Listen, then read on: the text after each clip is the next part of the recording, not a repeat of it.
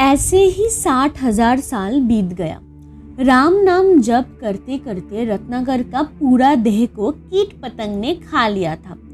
वहीं से ही राम नाम गूंजते हुए आ रहा था। ब्रह्मा के कहने पर वो अस्थि पिंड के ऊपर पुरंदर 7 दिनों तक बारिश करके गए। ब्रह्मा के आशीर्वाद से रत्नाकर को नया नाम मिला, वाल्मीकि, नया जीवन मिला।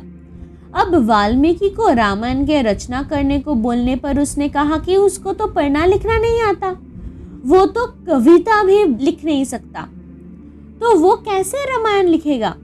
तो ब्रह्मा के वर से वाल्मीकि के जिह्वा पे माँ सरस्वती आकर बैठ गए और जो वो बोलने लगे वही काम राम पृथ्वी में आके करेंगे। राम थे सूर्यवंशी और माँ सीता थी चंद्रवंशी। तो चलिए सुनते हैं बाकी की कहानी। सागर मंथन में चंद्रदेव उठकर आए और शुरू हुई चंद्रवंश। उनके ही उत्तराधिकारियों में थे निमि के पुत्र मिथि, जिनके नाम से मिथिला नगरी का नाम हुआ था। उसी वंश के राजा थे महाराज जनक, माँ सीता के पिता। निरंजन थे आदि पुरुष।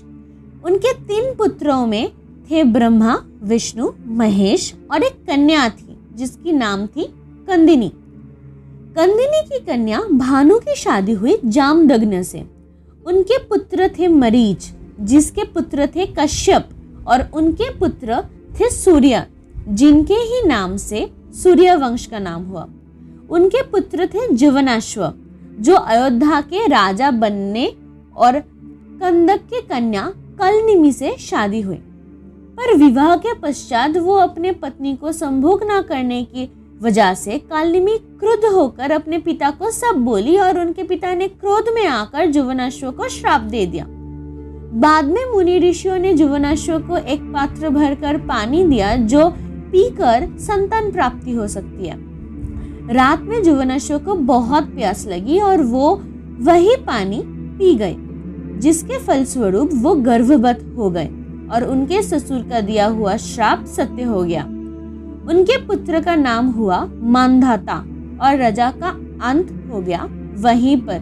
मांधाता के वंश में थे भरत, जिनके नाम से भरत उपाख्यान का जन्म हुआ। उनके ही एक वंशज थे खंड, जिनके पुत्र थे दंड। बहुत ही दुराचारी राजा थे वो। प्रजा के बोलने पर खंड ने उसके पुत्र दंड को वन में भेज दिया और दंड शुक्र मुनि के आश्रम में रहने लगे। मुनि का एक पुत्री थी अब्जा। दंड के दुष्ट आचरण से वो कन्या अब्जा गर्भवती हो पड़ी। इसी में क्रुद्ध होकर शुक्र मुनि ने दंड को निर्वंश होने का आदेश दिया। तब अयोध्या के राजा थे वशिष्ठ मुनि। वशिष्ठ मुनि अपने तपबल से जान पाए कि अब्जा के पुत्र होगा हरित। हरित का पुत्र हुए हरिबीज और उनके पुत्र है राजा हरिश्चंद्र। हरिश्चंद्र के साथ राजकन्या सभ्या की शादी हुई। असल में एक दिन 5 नर्तकी इंद्र के सभा में नृत्य कर रहे थे।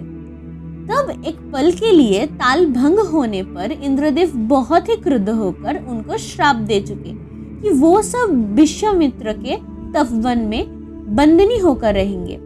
सिर्फ वो मुक्त पा सकते हैं राजा हरिश्चंद्र के सहायता से।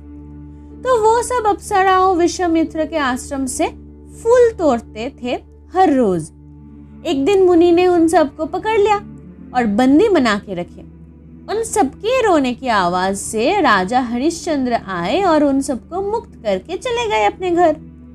घर लौट के मुनि तप में सब जानने के बाद हरिश्चंद्र के राजसभा में आ पहुंचे।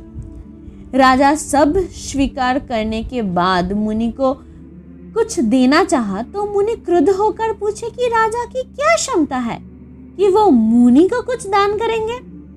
तो मुनि ने पृथ्वी मांगा राजा से। राजा ने 3 मुट्ठी मिट्टी ला कर दिया मुनि को और साथ में 7 कोटि सोना भी देना पड़ेगा दक्षिणा के रूप में मुनि को। तो राजा अपनी राज भंडार से सोना लाने को कह रहे थे तो मुनि ने कहा कि तुम सारा राज्य मुझे सौंप देते हो पहले, तो राज्य के भंडार में तुम्हारा अधिकार कैसा।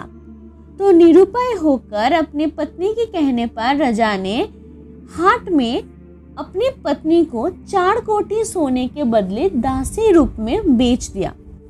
उनका पुत्र रोहिदास भी मां के साथ चल पड़ा।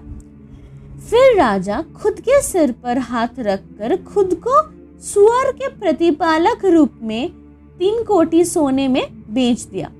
वो 7 कोटी सोना मुनि को देकर राजा चल पड़े वाराणसी के तरफ अपने मालिक के साथ।